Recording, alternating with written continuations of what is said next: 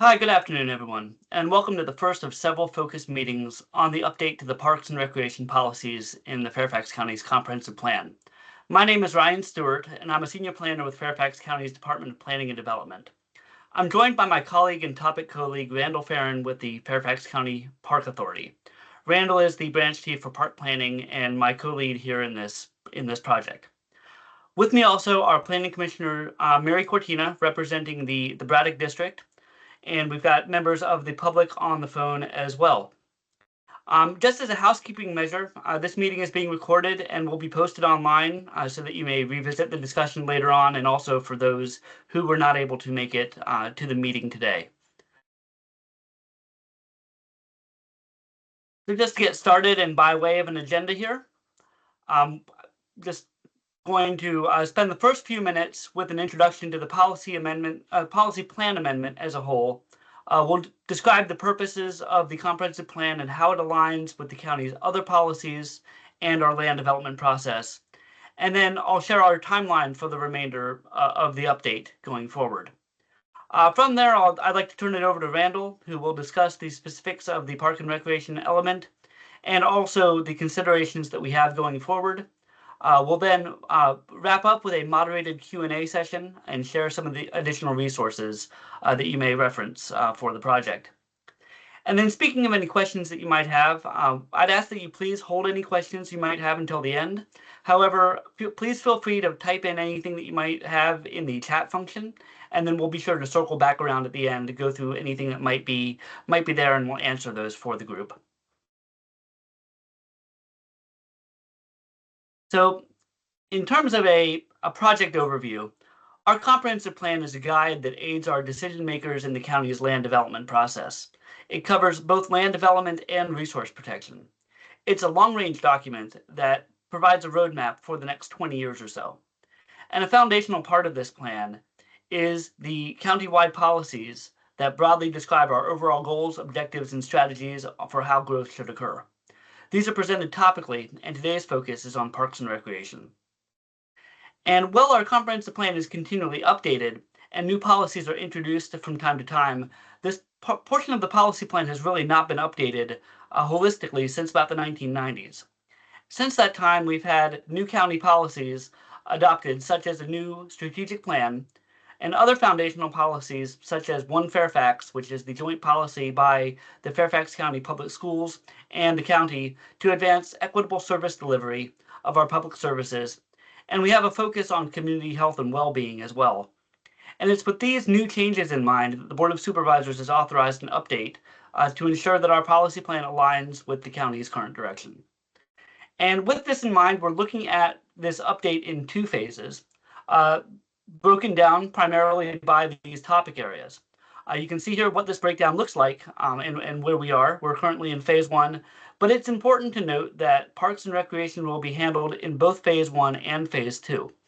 In the first phase, we'll be looking mainly at updating our policies as a whole, and in the second phase, looking at some of the more specific guidance that we have in our comprehensive plan, such as the urban parks framework and our needs assessment and our service level standards data that provide for kind of how much and where our parks and recreation services are needed. So the comprehensive plan provides the countywide guidance for the land use with goals, objectives, and policies that, like I've mentioned, but it's not a standalone document. In addition to this, and I should note that the comprehensive plan is a guidance document. It is not regulatory, but it does provide a state-mandated format for looking at how land use and development should occur. It's a community-driven document, which is why these meetings today with the public are so important in getting the community's feedback on how the plan should be developed. Our plan itself, I've mentioned, has the policy plans that cover countywide, but then it's also broken down into specific volumes to cover each area geographically of the county. So we have area-wide plans, we have specific guidance for our development centers and areas where growth is targeted to occur in the county. These are places such as Tyson's, Reston, or say the Route 1 corridor. These will be updated at a later phase, and so we're primarily looking at the overall policy plan right now. But in addition to the comprehensive plan guidance we also have the zoning ordinance, which is indeed regulatory, and this is the body of laws that actually implement the policies in the comprehensive plan, and these are regulatory, and so they're established so that they provide for the orderly and controlled development of the county. They can be enforced, and these are really the body of laws that describe what a landowner is able to do with their property, given the guidance in the comprehensive plan. And then more specifically, we've got the Public Facilities Manual, which once we've established the overall policy and we've established the regulations to implement that policy, the Public Facilities Manual really provides the guidance that governs how things are designed and how things are developed and the specifics of the actual physical land development. And so the comprehensive plan really is an overarching document that in a way informs the more specific regulations and guidance that follow.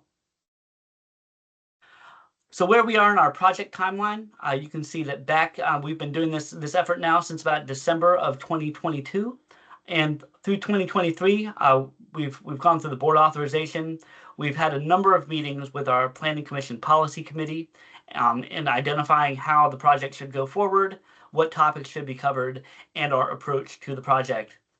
From January through April, first quarter of 2024 of this year, we did our internal research. We started looking at how we might finalize an outreach plan to do the engagement with the community and our stakeholders, and we've continued to meet with our Planning Commission Policy Plan Committee. In this last quarter, between May and June, in the beginning of the summer, we started meeting again with continued meetings with Land Use Policy Committee. We started looking at some joint boards and advisory commissions and planning commission committee meetings. And then we started some broad outreach. You may have attended some of our workshops over the summer at some of the locations around the county where we started introducing the policy plan update as a whole.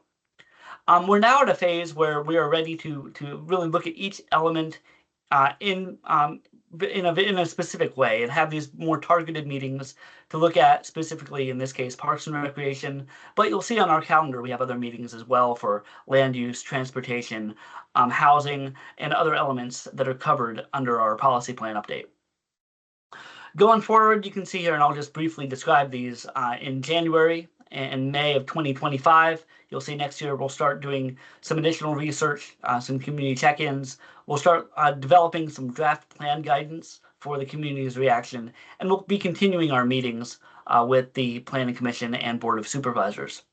And then we'll begin to wrap up the project here, kind of finalize some things between June and the fall of 2025. We'll start to see some final plan text coming forward for recommendations, some more additional work with the Planning Commission and Board of Supervisors. We'll have public hearings, and with the goal of ultimately having some adopted plan text on these elements, and then our ability to start commencing phase 2 with the additional topic areas.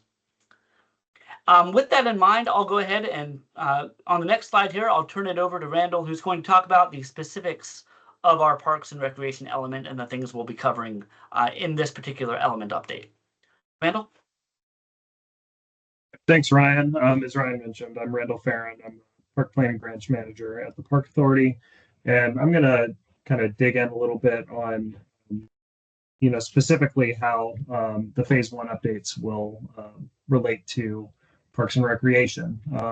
So the current plan really recognizes the critical role that our park system plays in shaping quality of life for the residents and the landscape and environment of the county. And there are policies that focus on everything from the provision of parks and recreation facilities and services to our conservation, preservation, management of our natural and cultural resources, making sure that our parks are kind of keeping up to speed with growth and kind of best practices in park development, and fostering concepts of equity and inclusion to make sure that our park system is really serving everyone. And as Ryan mentioned, we are handling the update to this to the Parks and Rec element in 2 phases. The first phase is really kind of a broader brush update, and it's focused mostly on incorporating the concepts of our park recreation, open space, and access strategy into the relevant sections and policies of the plan. This is a strategy that was adopted by the Park Authority Board about a year ago that is really serving to help us make equitable decisions about park investments, park locations, things like that. Phase two is going to be the kind of the heavier lift, the more granular update to things like our level of service standards, park classifications, taking another look at our urban parks guidelines, and more on our resource management. Next slide, please. And so why are we updating this now? As Ryan mentioned, it's been kind of more than a generation since we did a comprehensive update to the Parks and Rec element in the policy plan. So some of this is really being driven by changes to internal county and park authority policies that have come about since the plan was last updated, or ones that we're working on now. So things like our park system master plan, strategic plan, and needs assessment that we are actually undertaking updates to over the course of the next couple of years. The process strategy that I mentioned, and I'll dig into in the next few slides, and our cultural and natural resource management approaches. Some of it is also kind of keeping up with the times in terms of evolving approaches to things like equity, service delivery, resource protection, focus on healthy communities, and our walkability to parks and our new trail strategies. Next slide, please.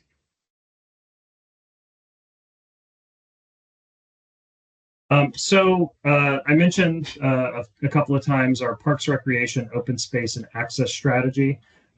This is our GIS-based, data-driven approach to kind of help achieve equitable park access and development throughout the county.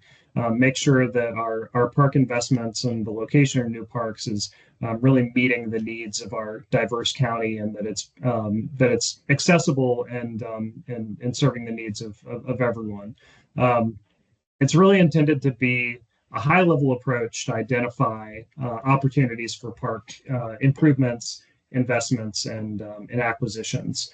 The four main components of the process strategy are outlined here, and I'm going to get into more detail on each of these, but the main concepts are improving 10-minute walk access to parks, enhancing access to complete park experiences, enriching habitat connectivity between our parks and other environmental corridors, and analyzing all of our recreation needs through an equity lens.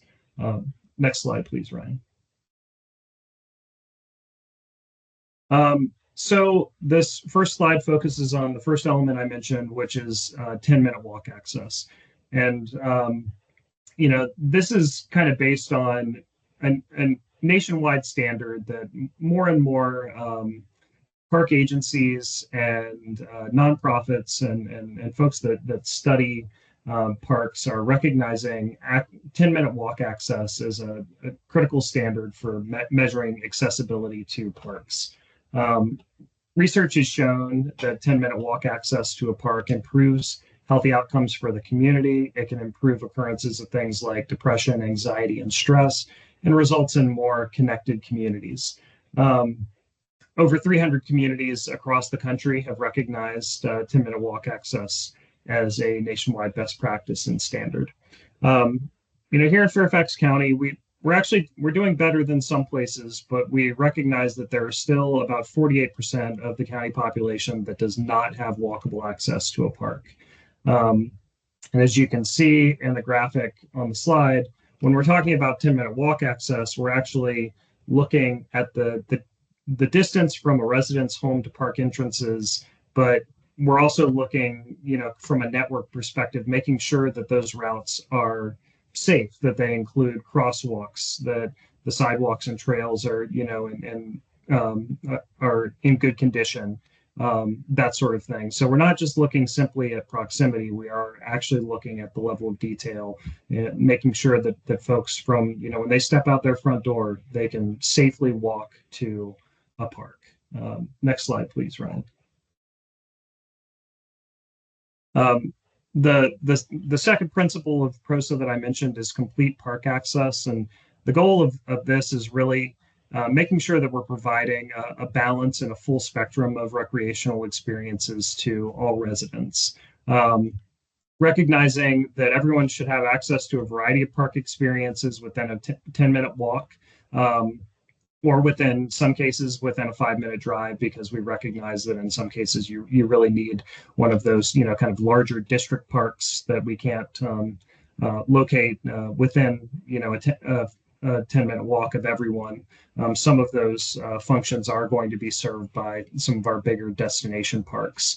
And also recognizing the importance of having access to a variety of experiences. So active recreation, folks can have access to a pickup soccer game, or a baseball field that they can take their kids to. Passive or contemplative recreation, opportunities to just sit down and enjoy a book, opportunities to get together with other members of the community, and natural and cultural opportunities, opportunities for interpretation and learning more about the natural environment and kind of cultural history of Fairfax County. Next slide, Ryan. And on that topic of natural resources, another element of PROSA is the concept of habitat connectivity. This is really looking at the critical role that natural resources play in our environmental and ecosystem services. Also, the importance of maintaining a clean and healthy environment to maintaining a high quality of life for our residents. And so our habitat connectivity lens looks at things like tree canopy, habitat quality at park sites, and opportunities to link our environmental corridors, whether they are on parkland or county land or privately owned, and providing opportunities for synergy between those areas. So we'll be looking at opportunities to collaborate with our fellow topic team members on the environmental element, and other topic leads to incorporate some of these concepts into relevant sections of the policy plan. Next slide. And then finally, we're looking at all of these concepts through an equity lens, kind of recognizing the intentional consideration of equity and how we prioritize our park and recreation investments and the location of parks, how important that is for enriching the quality of life for all members of the community, including those who have maybe not had access historically to those sorts of resources. So PROSA really aims to prioritize those investments in opportunity areas and areas of high population density. To get into a little bit more detail on this, so we use a racial equity index, which is a composite of the racial composition of an area and elements of the countywide vulnerability index. And we overlay this with our GIS-based tool to look at population density to consider the number of community members that are served in a geographic area. So, ideally, we're looking to align serving the most community members that need it the most. And so we'll be looking at opportunities to incorporate some of these concepts into the policy plan policies that speak to when we're looking at park projects through the development review process, for example. Making sure that they are, the park resources are equitably located, and that they provide the type of amenities, facilities, and services that people in these communities need most. So next slide, please, Ryan. So that kind of wraps up our discussion of the phase 1 updates to the Parks and Rec element, and I'd like to open it up to the folks on the call for any questions or discussion. Great, thanks, Randall. We'll go ahead and look here in the chat. We've got one comment so far, or a question from Elaine.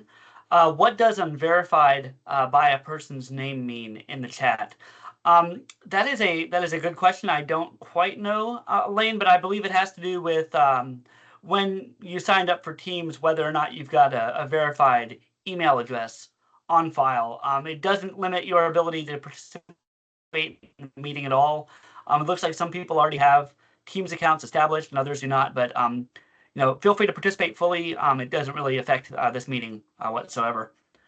The next thing we have is a comment. I've got a hand raised by Renee. Renee, go ahead. Hi there. Thanks for doing this session today. One issue I see, which I thought was pretty ironic for your equity lens, that you used a bike analogy for equality versus equity. But one thing I haven't seen in PROSA specifically, I know this has been brought up before, and I wonder how it might apply to the policy plan. How do we get bikes to be considered as part of that accessibility to parks? You have a 10-minute walk, which is great and a fantastic standard to have. We should absolutely keep that. But looking at accessibility by bike as well, not just walking 10 minutes or driving 5 minutes, but that real in between that could really get you to a park well. And I bring that up because it's not just the networks that you might need to use to get there, but once you're there, we have walking trails and we have parking lots. But having that bike infrastructure to be able to lock your bike safely is also a really important component of parks. Can you talk about that? Yeah, sure. I can touch on this, and then Ryan, if you want to back me up too. So, I mean, we have the 10-minute walk is, it's a deliberate choice because it's seen as kind of the most equitable option. We feel like in the vast majority of cases that if we have successfully secured 10-minute walk infrastructure, that also largely means that people can safely get from their homes via bike as well. And the other consideration being that not everyone is, as able-bodied enough to, necessarily be able to use a bike. So that's kind of why we settled on 10-minute walk, that and it being kind of the nationwide standard. I think that there are elements of this that are hopefully also going to be covered through the active Fairfax process that we have been members of our staff have been core team members on that as well.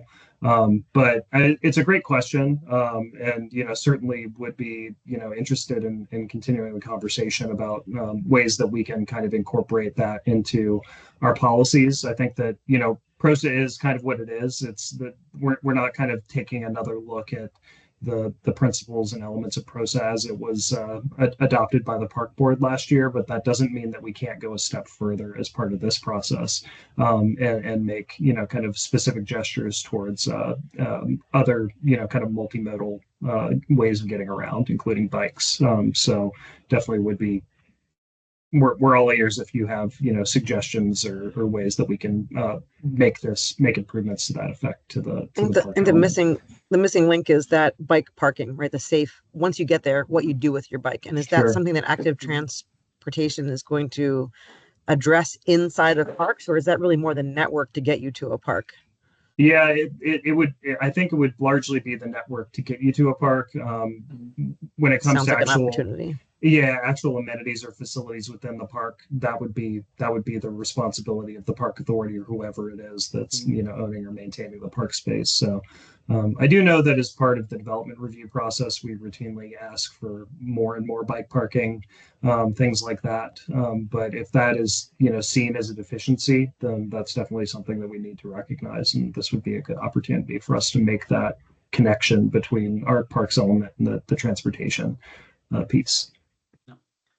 Yeah, those are some great points. I would only add that from a broader perspective within the policy plan update itself, parks is really in a rather unique position in that there's a lot of overlap with a lot of the other elements that we're looking at as well. So we're working very closely with our transportation planners and with that element to ensure that we have the level of support needed from a transportation network perspective. So we're looking not only at vehicles, but we're looking at pedestrians, we're looking at bikes, we're looking at other forms of multimodal transit in that element as well. And so there's going to be a lot of overlap between the network discussion in the parks element with the transportation network discussion in that part of the plan as well.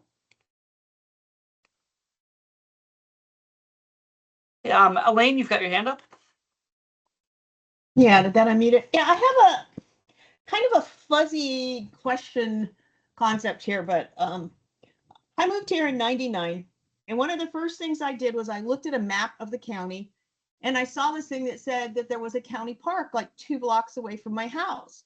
And when I went over there, what it was open, not open, it's like wooded land that, I'm trying to shut this door, my husband's making a noise. Wooded land that is extremely slopey, that's unwalkable, unusable, anything. And I think it ties into some maybe drainage area that's part of a protected eventually further north of us. So it got me really questioning, what are these parks? So when you have this little map that says 48% is covered, but like, where's that definition of park, and who gets to decide whether it's something you actually can do something with versus just this dangerous, frankly, area that's labeled as a county park? Yeah, so I guess, on the analysis of the percentage of residents that have walkable access to parks, we did actually look at existing park entrances and parks that are actually developed, that there's actually something to walk to. So that was taken into consideration.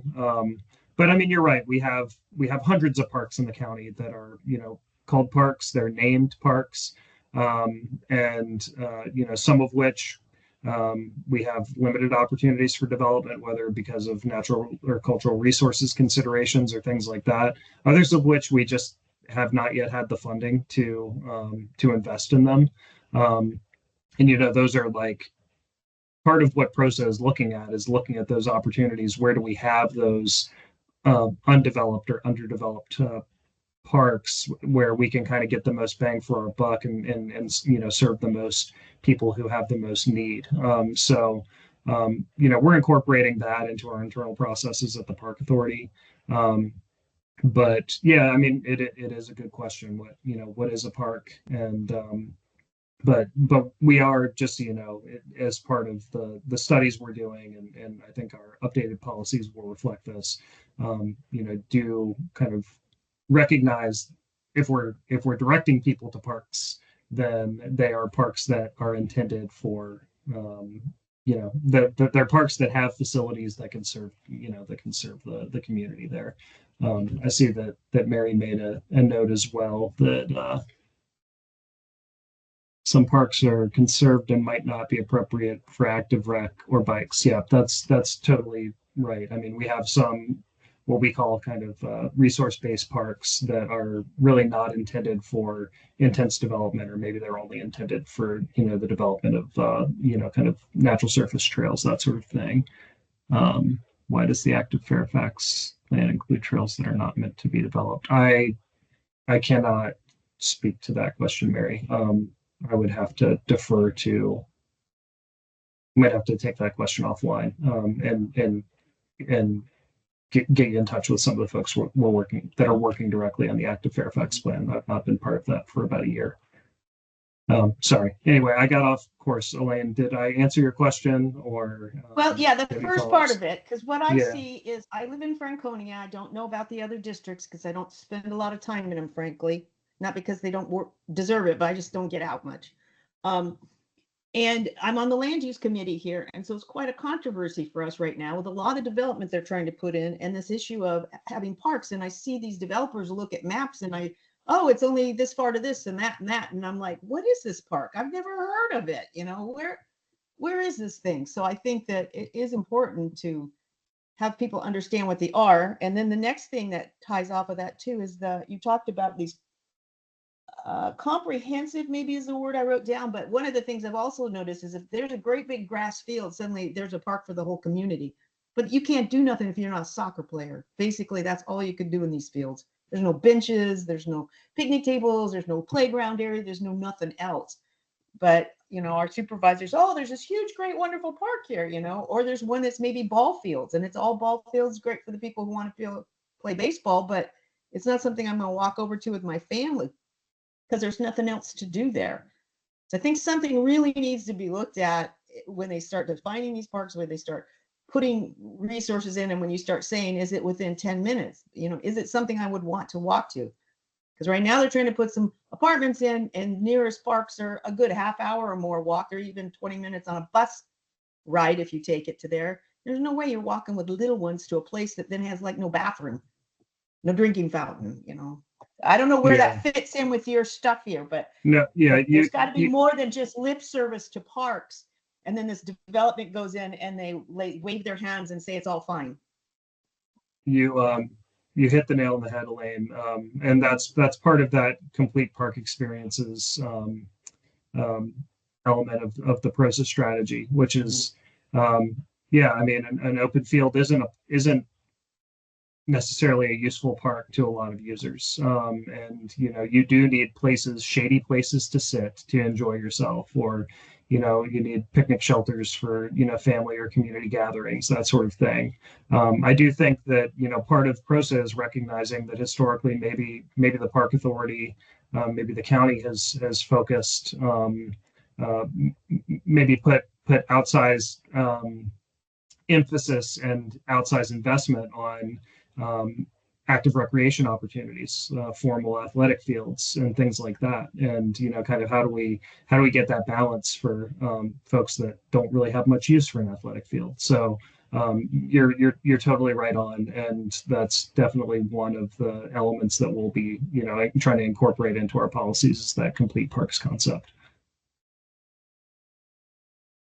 And I think the other thing to mention there too, to add on to what Randall said, is, you know, this is in this phase one, this is very much a kind of a high level policy update. But when we get into phase two, when we start being able to looking at some of the work that the Park Authority is just starting to do now with updating their needs assessment, which is that's an effort to really look at what are the needs of individual communities, and where can additional park facilities and park amenities and what types of amenities are valued by the community.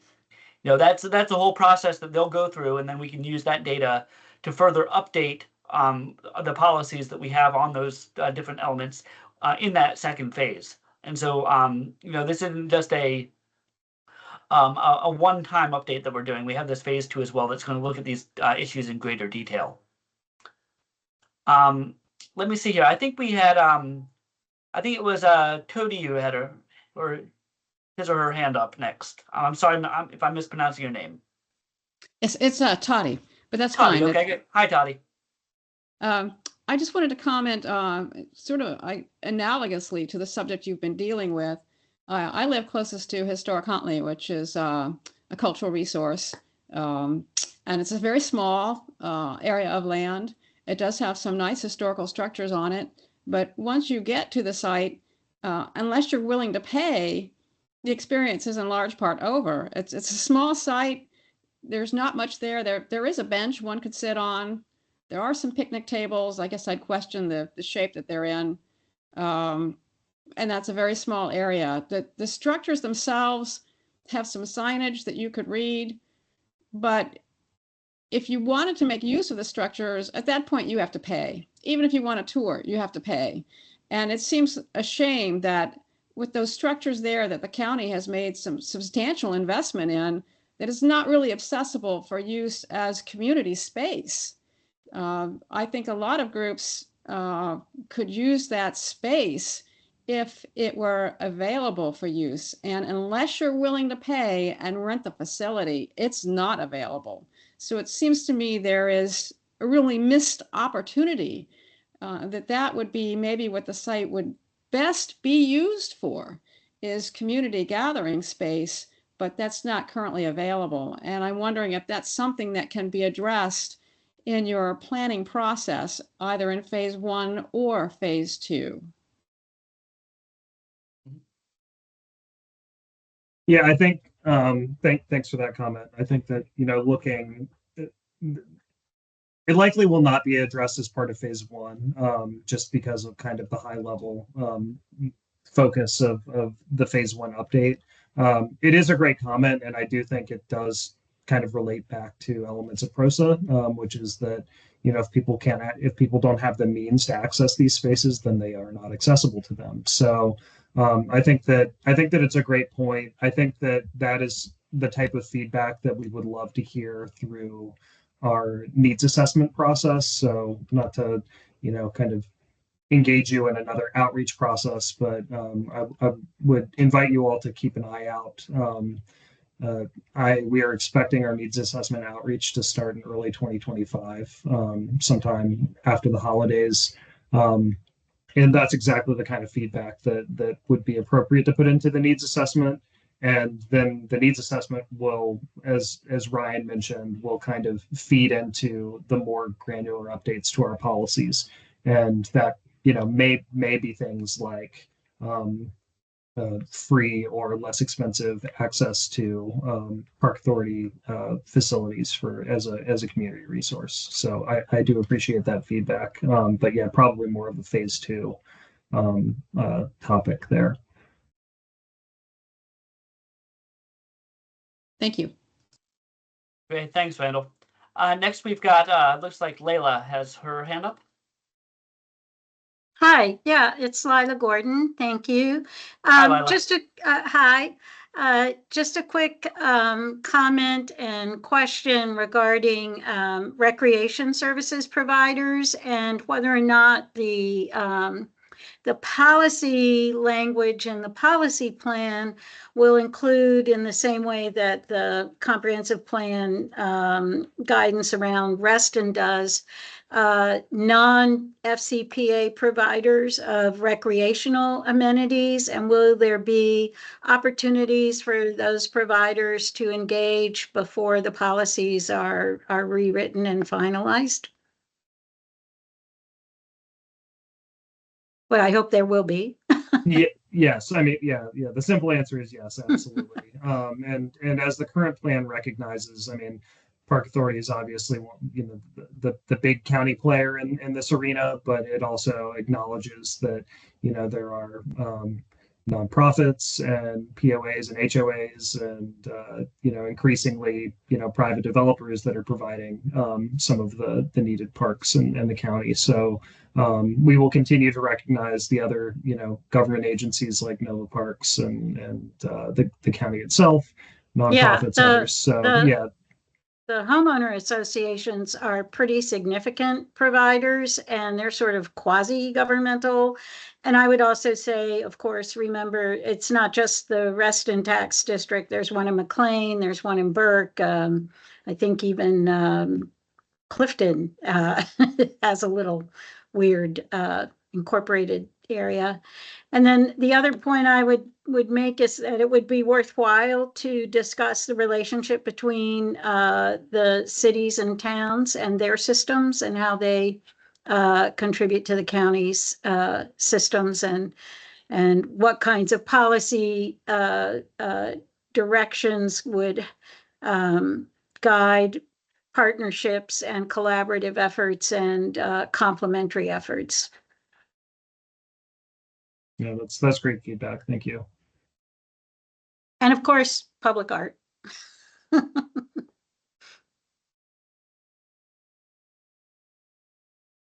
Yeah, that's a great comment. Thank you. Next, we've got Renee. You've got your hand up.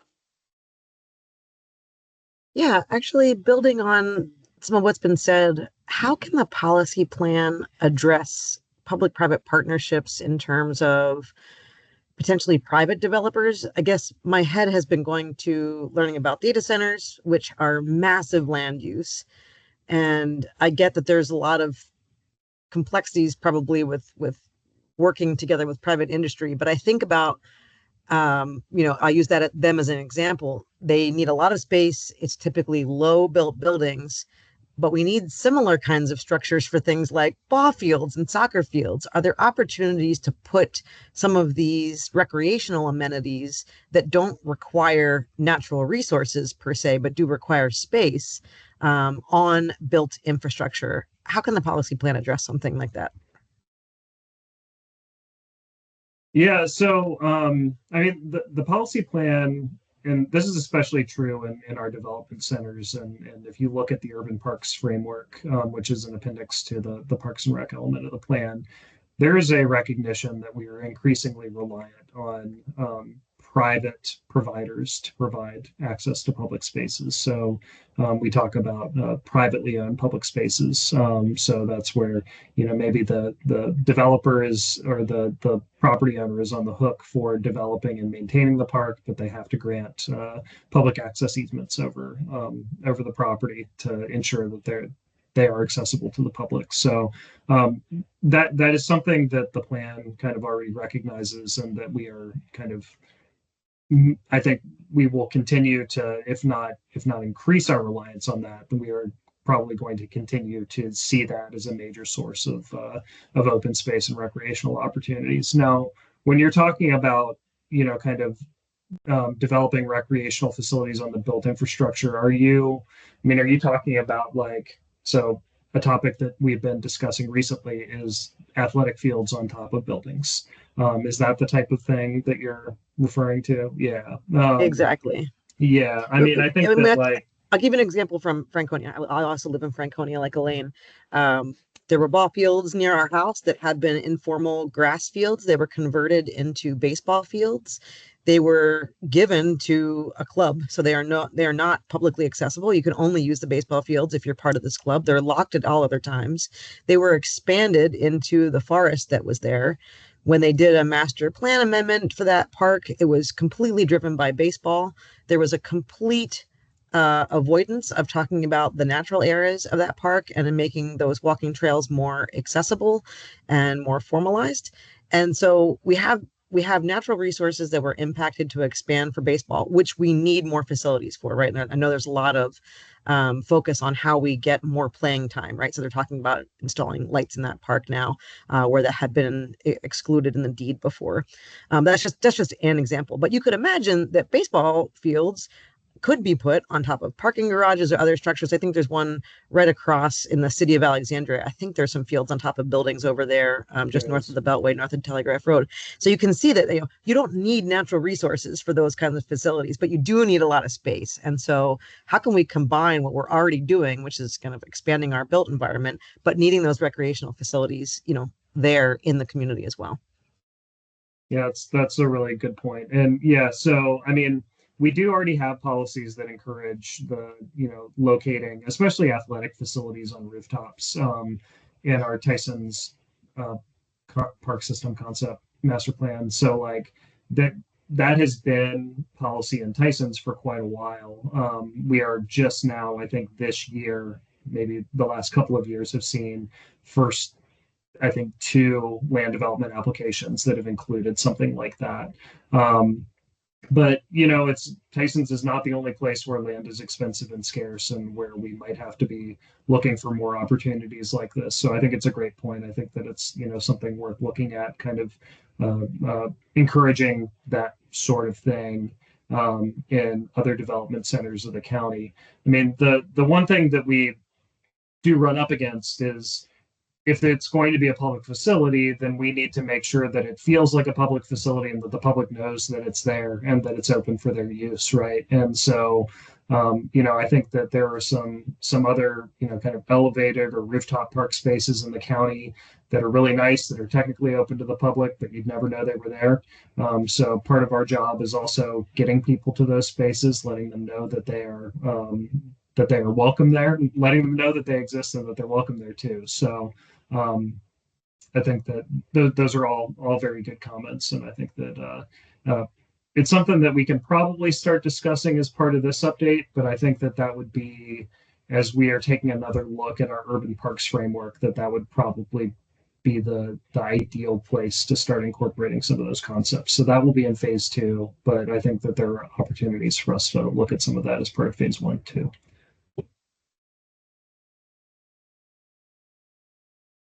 Okay, thanks, Renee. Thanks, Randall. Paul, you had your hand up?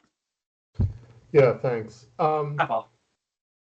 So first of all, thanks for doing this. Appreciate the work you all do and this event particularly. So I know that recently there was a big study that was done on the sort of an equity lens on the parks and recreation facilities in Fairfax County. And so I know that helped to shine a light on a real disparity in terms of the resources that we have and people's able to access those facilities, and really the financial barriers that get in the way. So my question is, I think, twofold. First of all, how important to solve those equity issues, how important do you think it is to rethink the overall financial and governance structure of the park authority?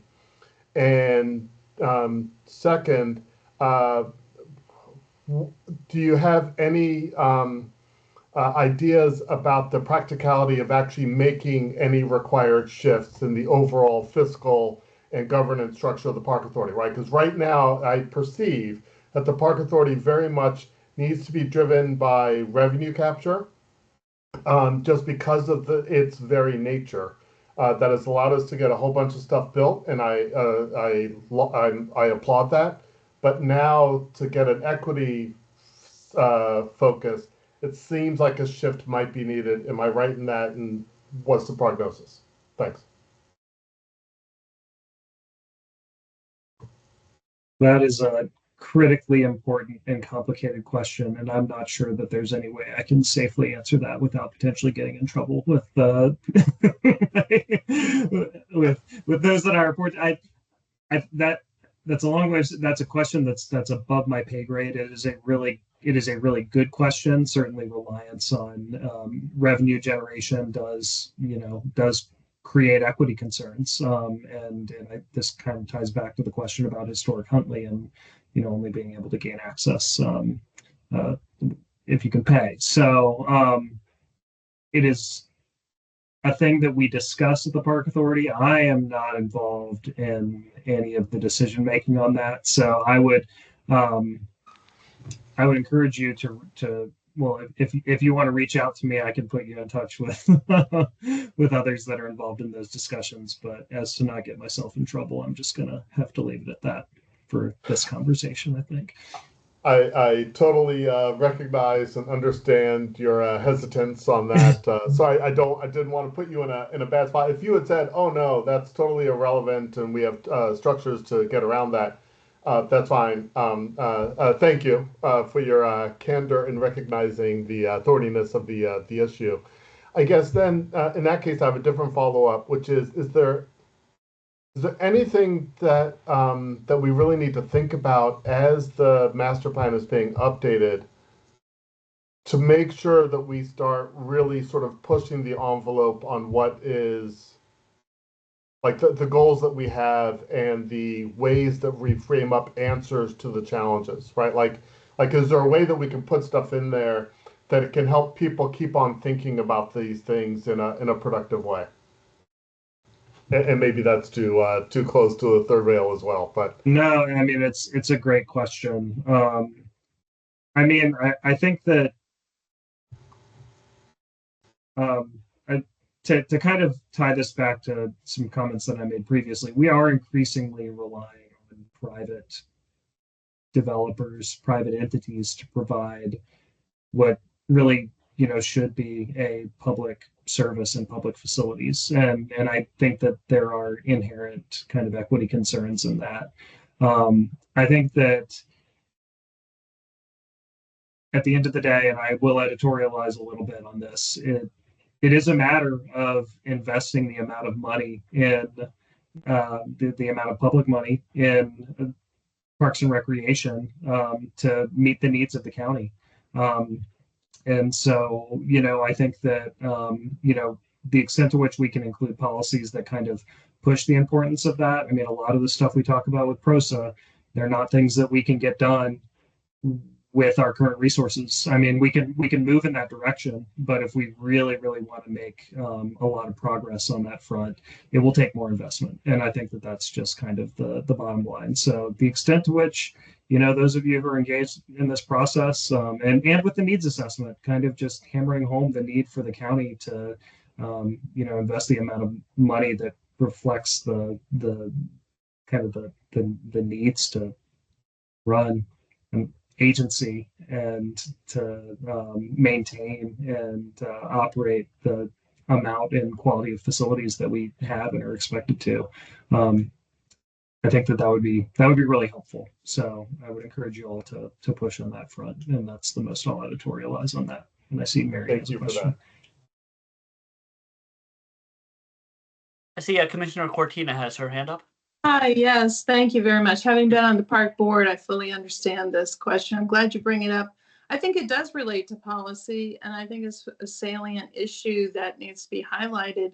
I don't think anybody here has the answer to it, but it's a policy issue. If we're going to talk about equity of resources for parks, whether that's active parks, park benches, or the tree canopy in the forest, then we have to talk about how that's delivered, and that is policy. And so right now, the policy has been, when they set up the park authority, that you basically make the haves pay, and those fees need to support the operations. So the people that can pay get the services.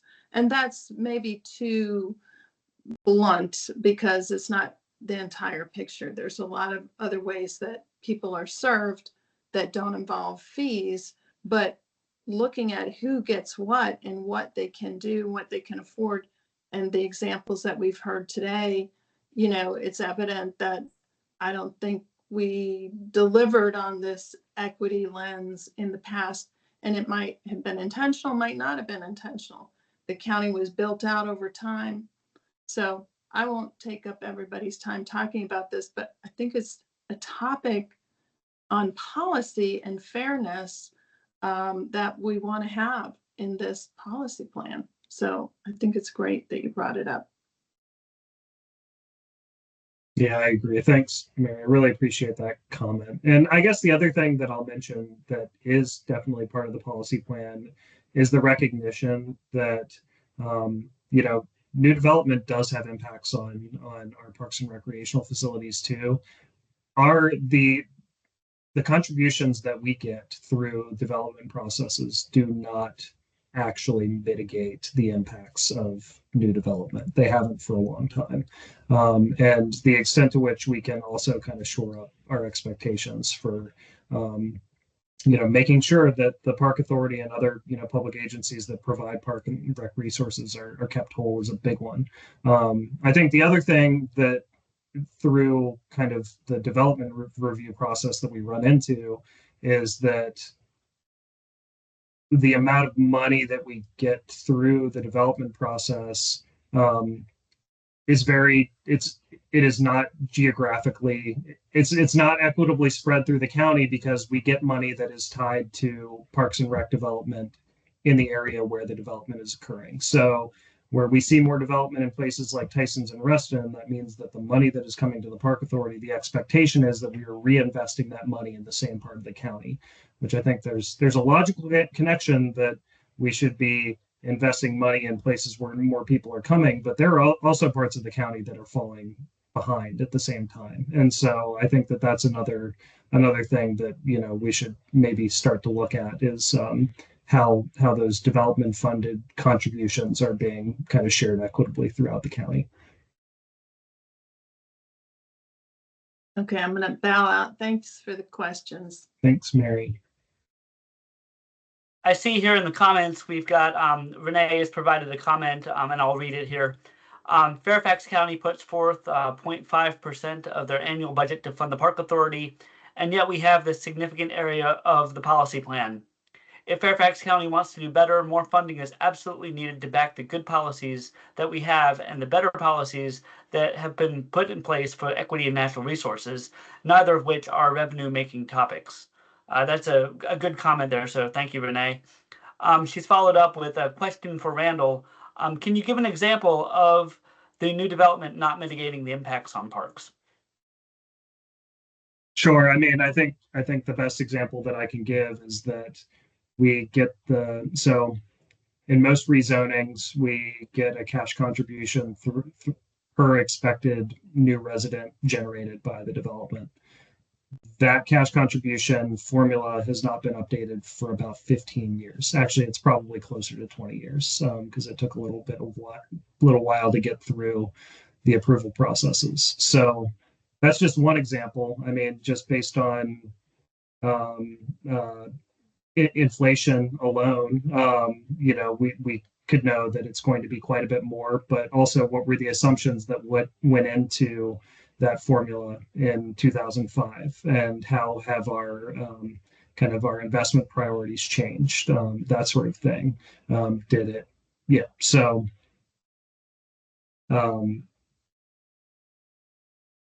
but yeah, so yeah, Mary's right. It would take staff developing a new formula and kind of navigating it through through our board and through the board of supervisors to get that So updated. would it start with the board of supervisors, or would it start with the PAB? I Because they're two think different entities, so you can't say think that- both. It has to go I- through one of those first. Yeah, I think the way that it happened last time was the board authorized taking another look at it. Ryan, I don't know if you. So, No. yeah, I think there's two separate things here. There's the under the zoning ordinance, there's a required contribution per, I believe it's per residential dwelling unit for on-site recreational facilities. And that is updated every so often based on inflation, but that's actually We updated that this year, so Yeah. that's not the one I'm talking about. yeah, and that's actually encoded in our zoning ordinance as a provision of that, and so that would need to be initiated by the Board of Supervisors. But any type of monetary contribution for development that might be covered, say under our urban parks framework, for example, that could be. I believe those policies can be updated from time to time by the Park Authority Board. But we'll take another look at that as well. If it's part of the comprehensive plan, we'll be taking a look at that as part of this process, either in phase 1 or phase 2. Yeah. So no, it was something that went through the Board of Supervisors, and I think that it's Okay. because of the considerable impact that it has to the development community. I mean, if you you look at even the 893 per resident. If you look at if that doubled or even increased by 50% for a very large residential or mixed use development, that could very, very quickly add up. And so I think that there was sensitivity at the time at like potential shocks to the system by introducing these new, expected contributions. So I think that it is the kind of thing where we would, from my position at the Park Authority, I would not feel comfortable pursuing something like that unilaterally without the board being on board. And that's the way that it went last time around. But Ryan is right. There is the zoning ordinance piece too, and that was updated this year. So we are keeping apprised of that one. Mm-hmm. Yeah, thanks for that clarification, Randall. And just to clarify my point, nothing that we do is in a vacuum in terms of what the county is doing versus what the Park Authority is doing. Everything is pretty much, we will coordinate very closely when it comes to issues that affect both the county residents, the development community, and the Park Authority and the park patrons. And so, this policy update is just one example of that. But really, the key point here is nothing is really done in a vacuum.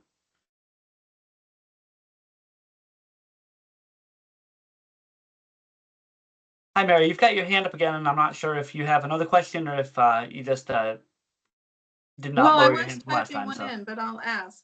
Okay, great. So at the beginning, you said that you're looking at the boards, authorities, and commissions, and you'll be working with them. I was wondering how you're doing that. Are you already doing it? Who are you meeting with? How are you deciding that? And what residents who might be members of these boards, authorities, or other organizations, as Ms. Gordon mentioned, how are you reaching out to them? What's the time frame? Well, I'll be honest with you. I'm not in the best position to answer that, only because Randall and I have not been directly involved in the development of the outreach strategies for the overall policy plan. But that's something that I can talk with our outreach specialists and our main project managers covering the whole process, and we can get an answer for you on that. Oh, but you're not doing it just for parks, the two of you? We may do that later on in the process when we've got we've developed some of the policy changes to share. Right now, we're still very much at a high level. We're just now starting the outreach process, and so I know there will be a point in the future where we will have that more targeted outreach, but we're just not at that process yet. And I would be remiss in telling you what the timeline is because I just don't have that in front of me right now. Okay. I wouldn't want to give you the wrong information. All right. Thank you.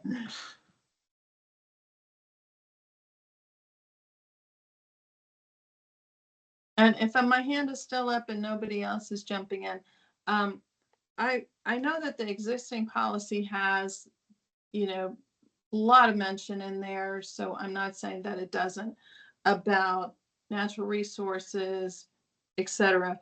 But in terms of biodiversity, I don't really see any mention of biodiversity in particular as sort of a goal of the park authority or something that you're managing for. And this goes back to my earlier question about the different types of parks and how, how you can manage that biodiversity, because some of it is in areas that won't necessarily be equitable because they happen to be, biodiverse rich, like at Huntley Meadows. Not everybody has that near them or would be able to. But if we take all the natural resources and put all the ball fields and everything for everybody to fulfill PROSA, then, what happens to those natural resources? So there's going to be a point where you've got conflicting priorities. And I'm wondering if you have gained this out in terms of, where are these conservation corridors or these important biodiversity sinks that you want to preserve, and then look at the PROSA in that perspective? Or are there minimally invasive amenities that you can put into certain areas, but maybe not the ball fields, etc.? And right now we do that with these park classifications, but it doesn't seem to always hold, as Renee mentioned, that when push comes to shove, goes another new ball field, which, by the way, the needs assessment shows that we don't need any more ball fields. We are oversubscribed to ball fields and rec fields, but they're not in the places that we need them. So this is a problem, because some areas of the county, like Route 1 corridor, they don't have the types of ball fields or basketball or whatever the amenities are that they would like. And so we're going to have even more of those facilities. Are you going to take some ball fields out and put in trees? Doubt it. So have you talked about that at all? Well, yeah. So, I mean, you're right that they are sometimes competing priorities.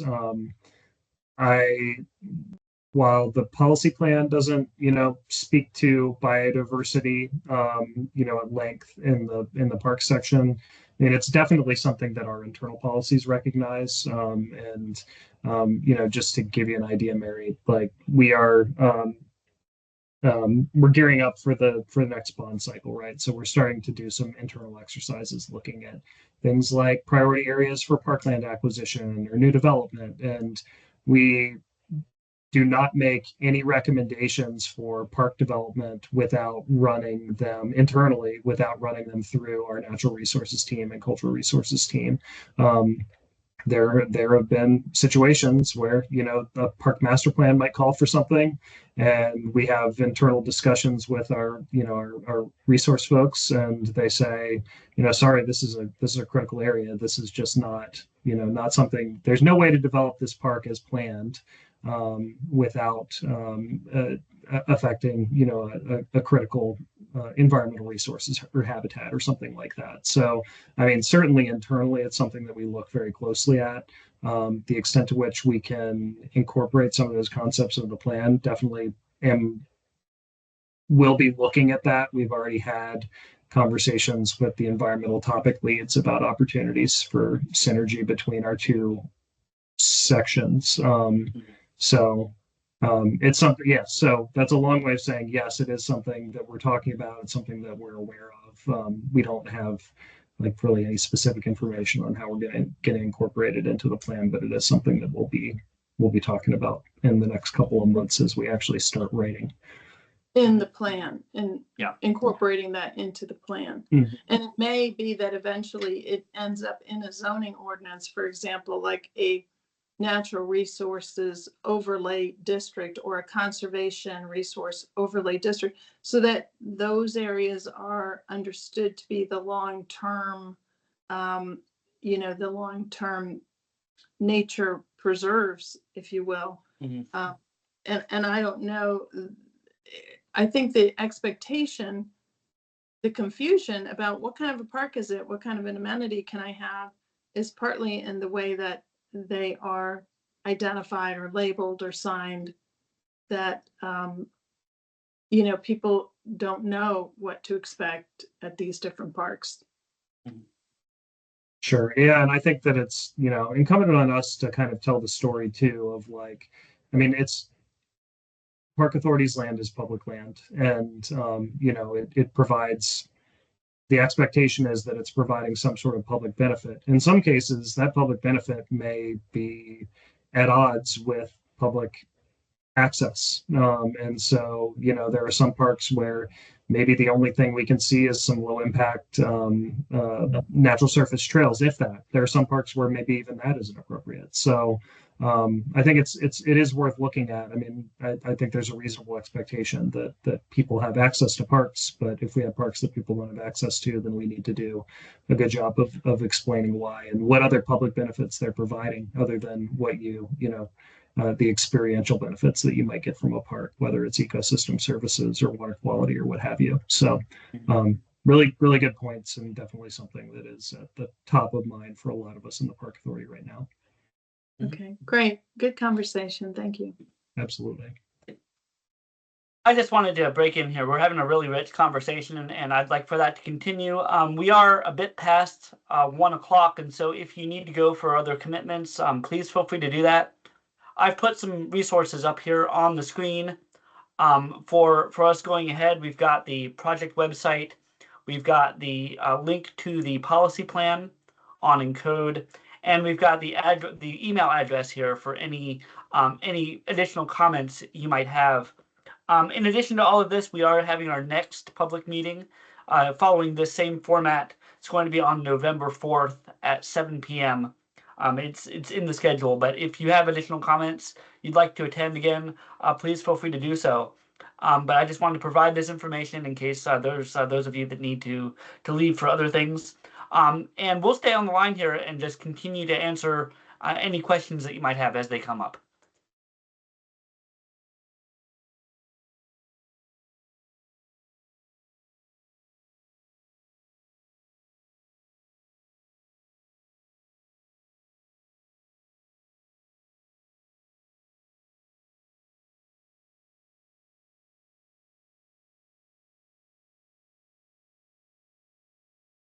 Well, Ryan and Randall, this is Lila. I'm going to say thank you and jump off and look forward to further engagement in this process. I think it's exciting that the policy plan's being updated, and look forward to helping out in any way we can. Thank you. Great. Thank you so much. I appreciate your participation today. Bye-bye. Bye-bye. Great. Okay. Thank you, Mary. Appreciate that. Thanks so much. Great presentation. Thank you. Thanks for joining. All right.